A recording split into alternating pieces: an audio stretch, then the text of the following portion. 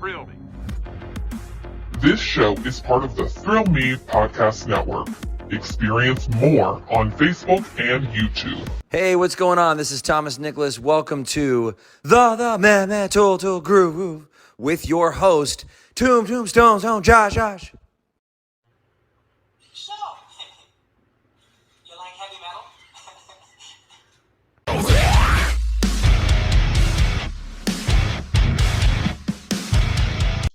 All right, what's up, everybody? Welcome into a brand new episode of the Metal Groove Podcast. We are kicking off season 2, and I couldn't think of a better way to do that than not only to have a great band on the show, but a familiar band, somebody that's been with us in the past. Actually, I looked it up 2 years ago, May 2nd. So we're coming up on 2 years was the last time we talked to these guys. But the name of the band is Hollowed Sky. They are phenomenal. I love listening to their stuff. They're nice guys. We got to have them back on the show, right? They've had so many things going on in the last 2 years. We got to have them back. So welcome to the show. What's up, guys? What's going on, man? How you doing? What's going on, man? Hey, I see one unfamiliar face from the last time, and I'm hoping it's the drummer, right? That's me. There we go. That's what I'm talking about, man. I got some things for you later on. But first off, thank you guys so much for doing this. Welcome back onto the show. Reintroduce yourselves if you don't mind. Joe, you're first. I'm Joe Bradshaw. I'm the drummer for Hollowed Sky. Nice. Stephen Berkeley, and I'm the guitar player for Hollowed Sky. Charles Rupertus, play bass for Hollowed Sky. Awesome, man. Right on, man. That's what I'm talking about. Smooth. All right, so like I said before, it's been 2 years. You guys have been through a lot of changes. Some things have happened. Tell me a little bit about what's gone on in the last 2 years and maybe the direction you're headed in now. Let you take that one, Charles. We've had some changes in the band a little bit. Obviously, we've been constantly writing music, though. It never stopped us in our process. We have really, that was our main focus the whole time. No matter, any of our distractions or anything else, was always, we have to keep doing what we're doing, no matter if we have a singer or not. Mm-hmm. But as far as like progress in the music and everything goes, we've really been, we haven't stopped. The progress has been great. And, obviously with the addition of Robin and everything, it's only gotten better. Good. Yeah, I mean, we had some shows booked maybe not too long after we last talked, and things kind of fell apart with the previous singer right shortly after that. Really, it was maybe within a month of the time we last talked. If it was May, I think it was June when it fell apart. So we had some shows booked, with the full band that and things weren't working out, so we just played without him. We played instrumentally. Mm-hmm. And at one of those shows, Robin kind of her band was playing too. And she kind of like said, hey, I helped her out because I was subbing on drums that day for her band. Yeah. And she said, well, if you're going to sub for me, I'll fill in for you for half the set. And she kind of learned a few of our songs and just played the second half of the set with us.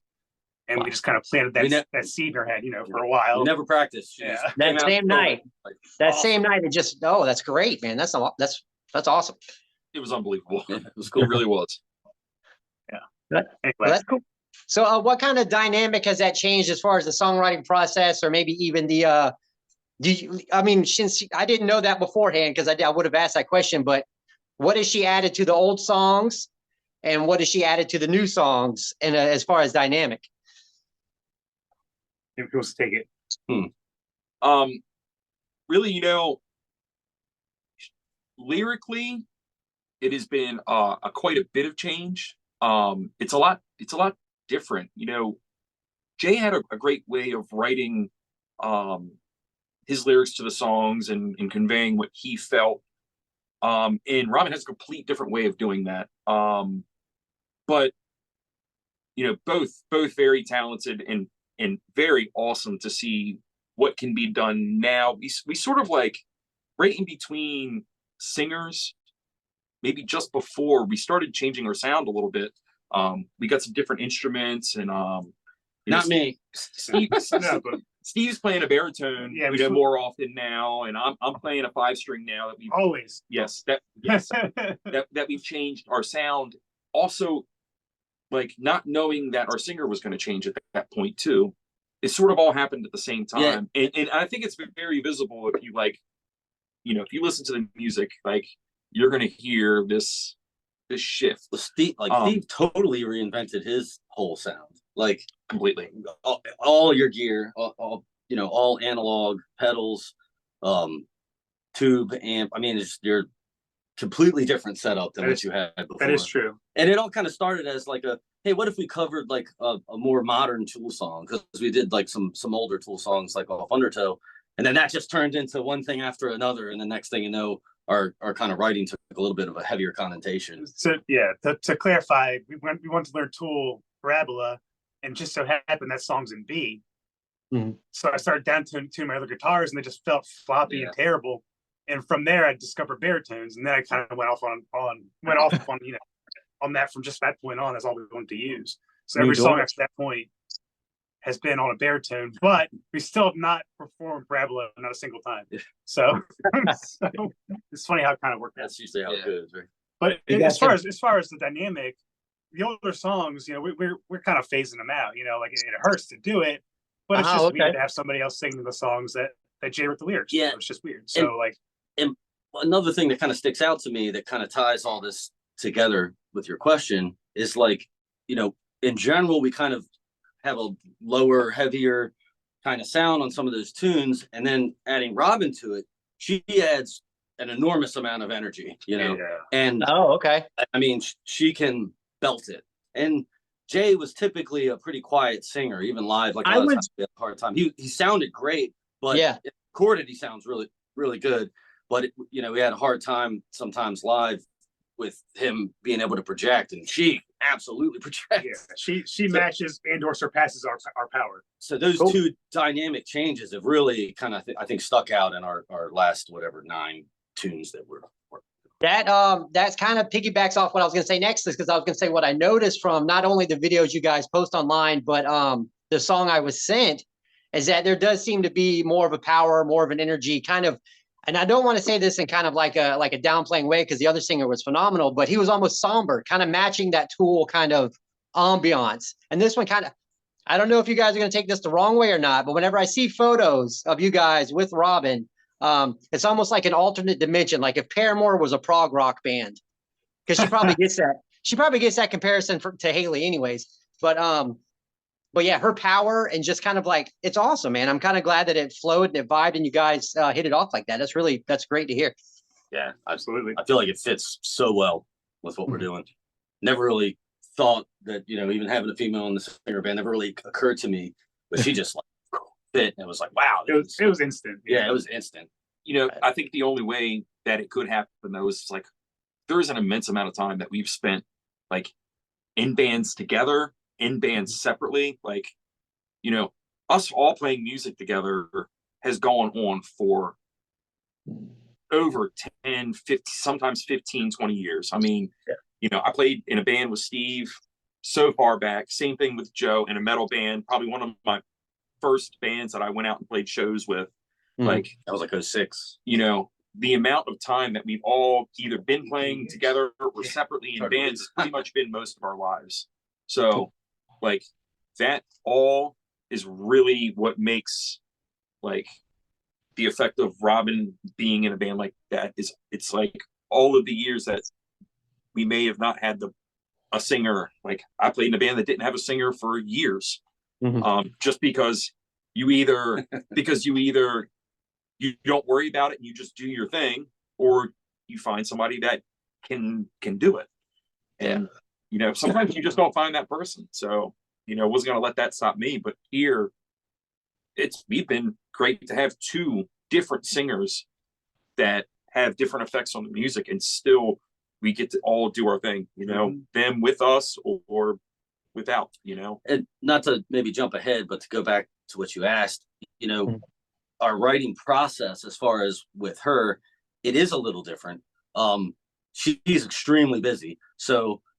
I mean, our writing process is pretty much still the same. Get together every Thursday in the basement. A lot of times riffs will come out from just jams, like 20-minute jams. And like anybody else, we'll pull out the stuff we think is worth re-listening to. We record everything, come back. Lately, I think Steve has come downstairs and be like, yeah, I've been noodling around with this. And like a lot of our stuff has been primarily where you kind of initiated as a riff from home, probably because of the new guitar and new guitars and that kind of stuff. I've got my reasons to be inspired, but yeah,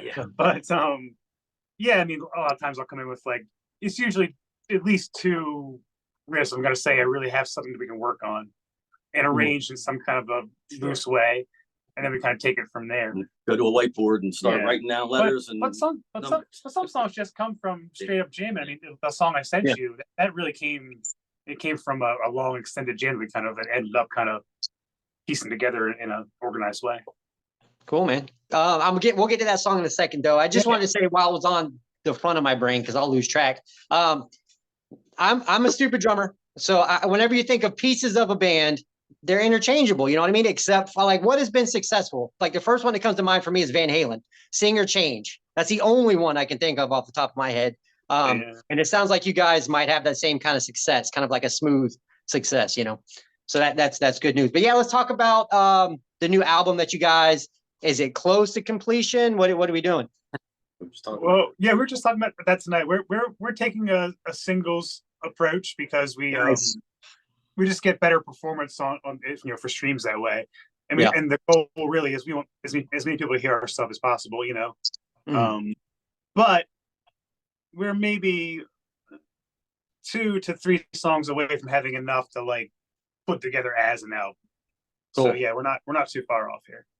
That's good, man. That's good news. All right. And as far as the new song Patchwork Beast, I listened to it probably 6 or 7 times a day while I was out working. Wow. The vibe of the song is so cool. It kind of gets you in like a vibe at the beginning. You're just kind of chilling, and then it kind of takes off. It's a lot of fun. So tell us a little bit about that song and how it came together, other than the jam session part of it. Well, it actually started with a bass riff from maybe a year ago. Maybe not quite that long, but it was over a year ago. It was a jam. I think you're right. I don't even remember that, but now that you say that, I think it's probably more like a year and a half ago. Yeah, it was a bass riff that I came up with sitting here at a band practice or at home. I brought it in and was like, oh, I thought this was pretty cool. And we had a jam to it. We had some parts, and then me sort of like just didn't do anything with it. Because we were going off on, we were in a really heavy period of writing new stuff at that time, you know, in anticipation of finding our new singer. We wanted to have something for the person to work on. Yeah. So we were really just kind of going off and writing. And yeah, that one came from one of the jams during that time. And we kind of came back to it and pieced it together. And oh, no. Steve came back after we wrote 2 other songs. Yeah. I'm pretty sure we pretty much wrote 2 other songs and then came back to it. Yeah. And Steve was like, we're doing something with this. You're going to play that. We're going to figure this out now. And I was like, okay, cool. And then it actually turned around being, I absolutely love like what she's done with it, what we did with it. Like, it's a little bit different. It's like a constant. The structure is weird because it's just like a constant. It constantly escalates. Yeah, like that song. I feel like it doesn't really drop back down at some point. It's just one continuous. There's no first chorus, bridge. You know, first verse again, chorus again, double chorus. It's not that. It's just we didn't do that intentionally. It just worked out that way, and it was like that's what sounds right. Yeah, exactly. I love it, man. Is that Roto Toms that kicks it off, or what are you playing at the beginning of that song? That's just the snare. I leave the snares off until about halfway into the song, and then kick them on for the you know. Oh, that's beautiful, man. I love that. That's cool. That's great. Yeah, it's a fun song. I can't wait to play it towards the end. What's the song about? I was just gonna say, so because Robin's not here tonight, she told us it's based in Egyptian mythology of the Egyptian god Ammit. Okay. And I'm not gonna be able to speak articulately about that exactly. Maybe Joe probably knows. Well, so when she explained it was pretty interesting, especially once we read the lyrics, and totally not what I thought when she explained it, which it's kind of 2 parts. One is like a 50s housewife who's basically abused, you know, by her husband. And then if they both die, and what happens when a POS, you know, that walks around with his eyes open like a casket, dead inside. Oh, geez. Is basically all of his anger and pain are exactly what Amit consumes. You know, that is the food For the God. Yeah. And For yeah. Wow. something Well, along those lines. is it something about I eating could describe that. souls Eating the or heart, something? yeah. Yeah. Well, yeah, it's something like the Egyptians weighing your soul and against a ostrich feather, and your heart in another, and But- all this stuff. But the Patchwork Beast Neat itself, I stuff. believe it's like I wish he was here to explain it better than the me. Patchwork Beast. It's like a crocodile crossed with a lion and a hippopotamus. Okay. So that's why the song is called Patchwork Beast. Perfect, man. Perfect. Awesome. It's that I didn't realize it went that deep, but that's really cool, man. It's always fun to learn backstories about songs. Right now, I want to turn focus to the drummer because he wasn't on the show last time, I'm a drummer. So I would love to hear about your setup and a little bit about your influences, man. So if you could take the floor, please, and talk to me some drums for a second, my friend. All right. So very first CD, back when like Sam Goody existed or something in the mall or whatever. In fact, I think it might have been a tape. But Led Zeppelin 4 and Black Sabbath, that was kind of the foundation. And then growing up, a lot of the same stuff like probably everybody was listening to at the time, like from Tool to Smashing Pumpkins to a lot of like mainstream stuff. I got into with a buddy of mine, another band I played in, Passage Between. He's real into was into hardcore and a lot of heavier stuff. So that's a lot of my influences have come from that. Bands like Acid Bath and Converge and stuff like that. My setup, I like a lot of people, I started with how much stuff can I pack into one thing, and then the more and more I decided to strip stuff away and go as minimal as possible and using as much dynamic as I can with as little as I can, which also makes we don't gig a whole lot, but it certainly makes it easier when you don't have to move a 46 tom 100% understand. But I have a Baltimore drum company kit that I've had for way too long, but I love it. It's a huge kit, like a 24-inch kick, 15-inch rack tom, 18-inch floor tom. I just got that the Trick snare. That's a 10-inch deep, 14-inch Trick snare. I love it. It sounds really good. In fact, I was really worried about recording these last couple songs with that snare because I loved the other snare that I was using. I'm trying to remember what it was. But I really loved the way this turned out recording wise. I was like, it was such a relief when I first heard the drums mixed. I used to use all Paiste 2002 series, but they're expensive and I break them all the time. So I still use a 24-inch ride. I love the bell for the 2002 series. Perfect. $450 or whatever it is a pop. Gets expensive, but they tend to last a little bit longer. And then I just recently switched to some Meinl cymbals, and I think they sound really good. Yeah. They're half the price of what I was paying before. I don't feel as bad when I break them. I break stuff a lot. How many sticks did you break tonight? Way too many things. Yeah, and I usually that only happens if I'm drinking liquor or something. But for some reason I think I broke 5 sticks tonight. That's very unusual for me. But for the most part, I just started using these clear sound shields. These guys seem to think that they made a big difference. I think it also helps a lot. We've only played 2 shows with them, but I think that it helps the singer a little bit. It's a little less of that abrasive impact. It's just, it's you're not muffling the cymbals, but you're bringing them down just enough in volume, and I think that that's really helpful. A lot of harsh frequencies get kind of hampered by those. Yeah. But that's kind of where I'm at with that. I don't know. Is that? Perfect. No problem. I do have a question. I didn't know Tool was already in your back pocket as an influence coming up. So I was going to ask about learning off-time things and maybe how you're, whenever it comes to writing your parts to a song, do you have to jot them down bar by bar, or do you go note by note? How do you? No, so I can't read staff music and that kind of. I mean, years ago I used to play piano and I could actually read music, but that's been a long time ago. I'm very just kind of off the cusp, kind of a jam drummer, and probably my favorite part about this process, and especially in this band, is every time we record everything, every practice, we got a pretty good setup down here. We get a pretty good practice sound. And I'm always kind of fine tuning and changing the stuff. You kind of grind it down into it becomes this diamond where you're like, that's the role I want, or I don't want to do a role there, that's kind of like my favorite part of this is like, and then when a lot of times when I go to record it, I don't know exactly what I'm going to do. I have a good idea, but there might be some loose ends, you know, sometimes like 8% or something might be like, we'll see what happens on this take or that take. And then whatever it is, like in the end, we're like, oh yeah, that's it. Then I'll remember that and learn that part. Do you go out of your way to stay out of the pocket, or do you try to balance it out? You know, that's a good question. So like, I think it changes. I think it depends. Like again, very feel based. A lot of times I'll try to lock in with what Charles is doing, let the guitar kind of stand out, do its thing.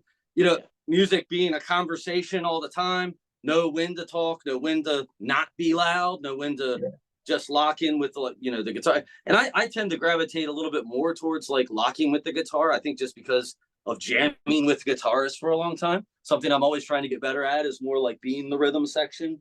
But as far as like odd time signature stuff, like I love that. I have this weird 3, 4, 5 thing that I was messing with. I've actually used some parts of it on a couple of our other songs in the past. Yeah, I don't know. It's cool, perfect, man. Appreciate you sharing all that drum talk with me, man. I like to have that kind of back and forth sometimes. Well, you know what, guys, getting towards the end of this thing, I like to wrap this up. I'm very grateful for you guys doing this. It's like the gratitude of just being able to interact online and talk to you guys is awesome. So maybe if you could tell me a couple things you guys are grateful for as far as the band or as far as, you know, the music that you have going on right now, just kind of share a little bit of what you have some gratitude for. Gratitude, man. You know, I love what we're doing. Yep, 100%. You know, it was funny. We didn't have practice last week. You know, I was sick. And Still feeling it. You know, it's like you always feel like something's off if you don't do it. You know, we're at a point like, you know, sometimes it can be a grind. Sometimes it can be, you know, like playing shows and doing this and doing that. You know, every once in a while, like, man, you know, with everything else you have going on in life, like it can be a lot. But at the same time, it's also like the most fun thing I feel like that we all do. Like great creative release, and you know, physically and mentally and everything. Really, I noticed that I thoroughly miss that we don't practice one week. You know, yeah, you feel it if you ever have to miss, which is somewhat rare. We practice most Thursdays. Oh yeah, but whenever we miss, you feel it. You feel like you feel like you haven't had your therapy that week. It's usually a really good practice when we don't have one for a week. I guess it's because it's kind of like this pent up energy of like anticipation or whatever. But like and sometimes tonight I thought it was really good. Sometimes an off week is good. Yeah, but we don't usually do that. We usually don't. Awesome, man. But I love the direction we're going in. I think we're going to continue to put out really hopefully very interesting stuff. Nothing wrong with kind of reaching outside of your, you know, comfort zone. I feel like we're pretty much always kind of changing that. I do feel like I need to get a new kid at some point. I want to quickly shout out our mix master. Between last time we talked and now, you know, we still record all of our stuff, but we have somebody else mix it for us. Oh, sweet. And his name is Jeremy Hayes. Cool. He does a great job, and we're really, you know, happy with his work. I just wanted to shout him out. Huge help. Yeah. Huge help. That's awesome, man. That's cool, guys. So please remind everybody where they can keep up with everything that you guys have going on, where they can hear this awesome song that's coming out on May 1st. Man, that's first. Yeah. I mean, you know, we're on all the socials, Instagram, Facebook, Holdsky.com. The platform formerly known as Twitter that we now call X for whatever reason. We're all over that Twitter. And we have our own website, holdsky.com, that you can you know, find all of our information on as well. And we're very active on social media, so you know, we'd love to hear from you. And make sure to follow us on your streaming service of choice, Spotify, Apple Music, whatever you use, because new music's on the way. Cool, new music comes out about every month and a half, 2 months or so, right around. About. We'll see what happens. That's Eyes open like a casket.